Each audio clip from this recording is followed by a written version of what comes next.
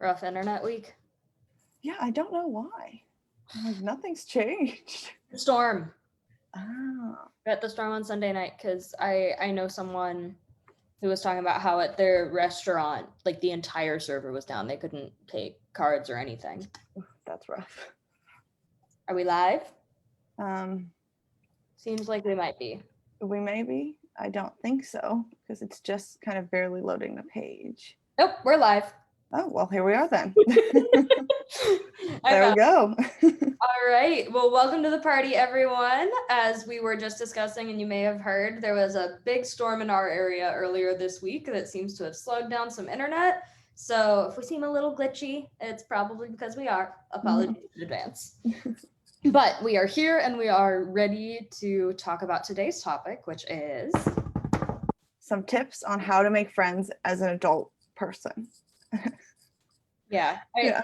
I think this is interesting because it's such a common experience. You know, I mean, there's memes about it all over the place. How as a kid, you're like, oh, we have the same favorite color. We're best friends for life. And then as an adult, it feels a lot more awkward. And yet, even though it's a common enough experience to create that level of meme generation, there's still kind of this feeling of like, I'm the only one that's awkward. Everyone else is like the most socially capable person in the entire universe. And then I'm weird. Mm-hmm.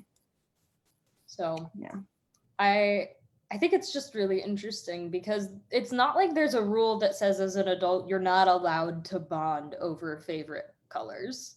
Yeah. Or favorite like there are definitely people that I've bonded with over having like the same coffee order, which is just as arbitrary. Yeah. So I think that's part of it, is not being afraid to just kind of say like, hey, we have this in common, even if it seems kind of silly or quirky or meaningless. Like, hey, we're both wearing, you know, the same kind of glasses. Where'd you get yours? I need to replace mine soon. Pick those silly little things and try using those instead of the how's the weather, because how's the weather is not memorable. No, and like no one really wants to talk about the weather. Exactly, but running into someone who recognizes the band off your t-shirts and starts a conversation about it, that's a lot more memorable. Yeah. I think a big thing too is to kind of remember that like it's not like a rule that you have to have childhood friends, and if you don't, you never get friends after that. It's like you can meet people as like an adult and they can become really close friends. It doesn't have to be like, well, if you didn't meet them already, it's over. Yeah, no kidding. There's no deadline for making new friends. And I think something that's really interesting that I've been researching a lot, just as, you know, we're re-entering the world slowly but surely and figuring out how to socialize again, is that one of the biggest differences about, you know, childhood friends versus friends made in adulthood and the closeness that you feel with them isn't actually about meeting them in childhood a lot of the time. It's about the hours of nothingness spent together. Because I think a lot of the time, you know, as an adult, you're busy, you've got work and home and a pet and all of that. So it can feel like, you know, you meet with your friends like once every 3 months for maybe a 2-hour coffee get together or a dinner, and then you don't talk to them for another 3 months.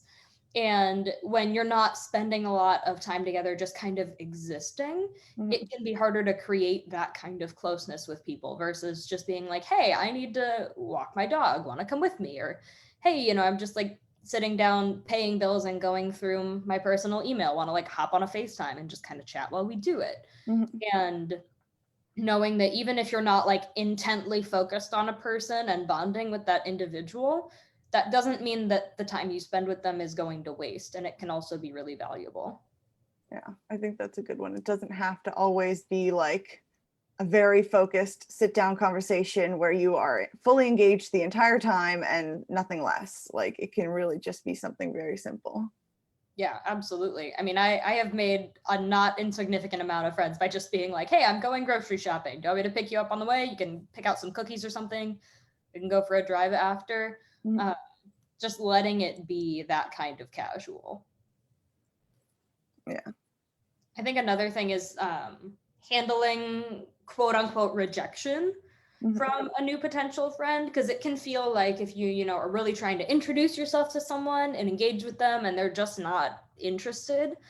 I think it's really easy, especially as adults who are a lot more kind of aware of ourselves, like, oh, they don't like me, they must think I'm stupid or I'm not that interesting, and kind of get down on it. as opposed to when you're a kid where you're just kind of like, Yeah. I don't want to play with that toy. I'm going to go over here. Like there's not that same like emotional internalization of it. Yeah. So be willing to go out and, go to a book club, and maybe you don't become best friends with every single person in the book club, but you meet one person that you kind of vibe with, and that's enough. Yeah. So don't put that pressure on yourself to become instant friends with every person you bump into. And if something's awkward, then it's just going to be a funny story for the next person you meet. Yeah. And that's okay. Yeah, I think that's a good tip too. Like if you're a little bit nervous or you don't really want to just like go up to someone and be like, I like your coffee order. Let's chat. If that's like a little bit too daunting, go to book clubs, go to hobbies and do activities that you already enjoy or want to start to do. Because then those people are going to want to do that same thing. And then it's almost like a built-in topic to talk about. You know, you don't have to stress of like, well, what am I going to say first? Like, am I just going to say hello and then nothing? Like, exactly. And like you never know who's listening or what's going to resonate. Like at one point I was literally just sitting in a coffee shop doing some work, and I heard a couple people close to me having kind of a off and on conversation about a topic I knew something about. So I was like, hey, let's like chat about that. I'm going to jump in. And afterward I was like, oh my God, you are so awkward. I cannot believe you just did that. They probably think you're dumb. And then like 2 days later, one of them connected with me online and was like, hey, I think we met like 2 days ago and we chatted a little, and that happens. So even if there's something where you feel like, oh, I was just the most awkward human being in the whole world, not everyone is necessarily going to perceive it that way. And even if they do, not everyone is going to perceive it in a bad way. yeah, I know. I love when I feel like someone's been awkward because I'm like, I do that all the time. It makes me so comforted that like you stumbled over your words too and said the completely wrong thing because I just did that, to the barista 45 seconds ago. Yep, 100%. Or like, I'll be like, oh, I don't know. I'm like gonna meet someone. Like I feel like pressure and it's gonna be really intense. And then they like trip on the way over to say hi to me. And I'm like, oh, okay, we're good. We're all right. Yeah, I know. It's like Leah says all the time, like we're all dorks here. And that's just wonderful. I'm not gonna lie, that was one of my favorite quotes about our workplace ever, just because it does create that freedom to just be yourself, and that's fine. You don't have to like put on a performance. And I think it also resonates with people when they can tell that you're putting on a performance. Like if it's obvious that you're like, okay, I'm like playing the totally normal, socially capable adults today, and I'm going to just be very monotone and very normal. That doesn't ring as authentic as when you're just kind of letting yourself be yourself. And I think that it's almost always going to be more awkward if you're kind of faking being someone you're not, or being a way that you're not, than just kind of being like, all right, this is me. And if you vibe with it, great, let's hang out. If you don't, that's fine. I'm sure there's other people for you. Yeah. And that's it too. Like you want friends who you're going to like. So you want to be yourself so that you meet people who are going to like you for who you are, not for someone you've kind of pretended to be. And then like 2 months into the friendship, you're like, they're not actually that fun to hang out with. I don't think we really get along as good as I thought we did. Like, yeah. And I think that goes with the whole, like, everyone doesn't need to like you. Everyone doesn't need to be a great fit. I love the terminology bless and release.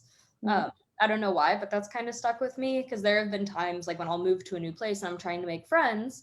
And I really enjoy thrift shopping. I don't know if you heard about my crock pot saga a couple months ago when I broke mine, but I thrifted another one. And that's just, a fun way for me to get things I need and support jobs in the local community. And at one point I was like talking to someone new and I was like, all right, we could hang out. I was like, hey, do you want to go thrifting with me sometime? And they went, ew. And I was immediately like, okay. like, never mind. We don't have the same interests. Exactly. I was like, that might not work, because that's a pretty major hobby for me.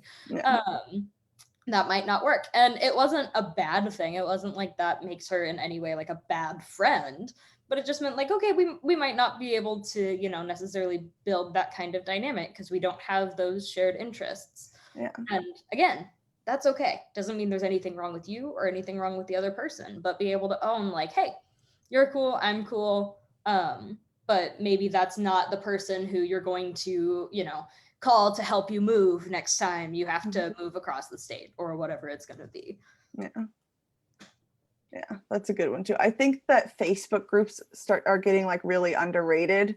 There's so many of them, like local, regional, you know, where you can join, whether it's a particular hobby or just people to that area.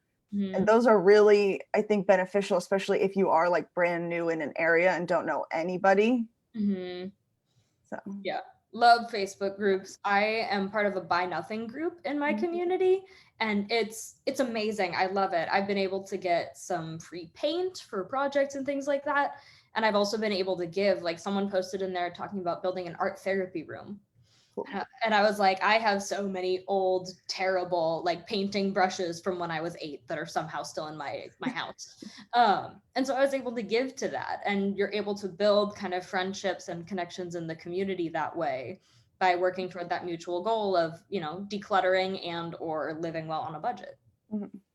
Yeah, it's all about just kind of figuring out what you like to do and or what you'd kind of want someone who you were friends with to enjoy also doing, and like doing that, going to the book clubs, you know, the community centers, the Facebook groups, the volunteer organizations, and like doing what you enjoy, because you'll meet people who also enjoy doing that.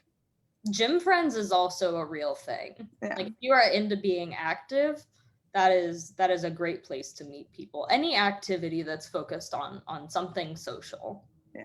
Yeah, I know there's a lot of great like sports leagues too that aren't like super competitive. They're more just like for fun sports leagues where you can just go and like just meet people who also enjoy running, or I don't, but you know. Yeah, or like even one of the libraries around here has like crafting groups at them, so like That's knitting or cross stitching or like woodworking and things like that. So don't underestimate the power of your interests to connect you with other people. You might be surprised how many local Facebook groups or meetups or something like that there are just centered around that same interest. Trying to think if there are any other tips. I think my biggest one, and like if you only take away one thing from everything I've said, is don't be afraid to be the awkward one. Don't be afraid to be the first one to say, hey, let's grab coffee and hang out. What's the worst thing they're gonna do? Say no? Then you probably don't want to hang out with them anyways. Like, or they're super busy and they'll text yeah. you in 3 months being like, hey, I'm sorry I was so busy. We can do coffee now. Yeah. But either way, don't be afraid to be the awkward one, to be the first one to say hi. And also don't be afraid of the no's, because then you just move on and ask someone else. Yeah, I think that's a good one. Really just like being true to who you are and being yourself, doing what you like, say whatever you want. Like, just don't over question yourself, because like you're awesome and like you're gonna find a friend who thinks you're awesome. But not if you're like, I don't know who you are, so I'm gonna act like different because I don't want to show myself, because you should, you know. Yeah, awesome. I think that's a great note to end on. Thank you for joining us, everybody. Keep being awesome. See ya.